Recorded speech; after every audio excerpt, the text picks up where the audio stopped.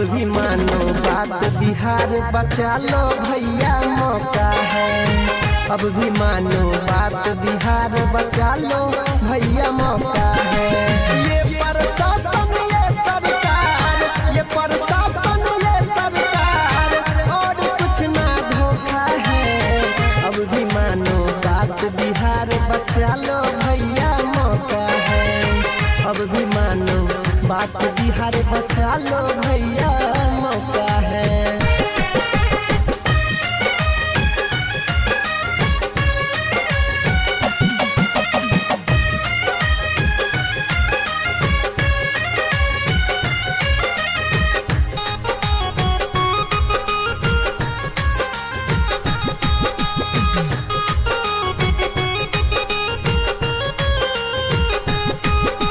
कितने सत्ताधारी आए लेकिन सब कोई लूटन को, कैसे जीते हैं हम कोई आता कभी न पूछन को।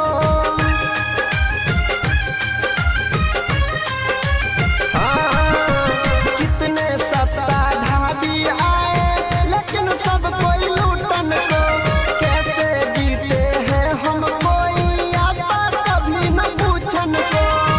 सर्वाधिक हक है अपना, जो सर्वाधिक हक है अपना, वो भी इन्होंने रोका है। अब भी मानो बात, बिहार बचा लो भैया मौका है। अब भी मानो बात, बिहार बचा लो भैया मौका है।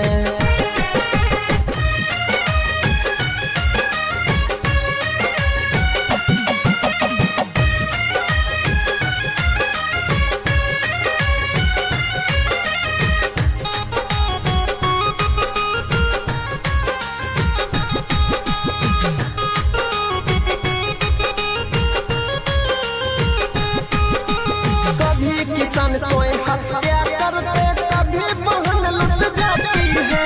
ना कुछ ये कानून भी करता, रुपयों में बिक जाती है।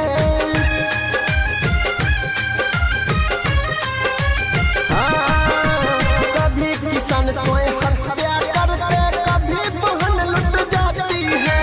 ना कुछ ये कानून भी करता, रुपयों में बिक जाती है।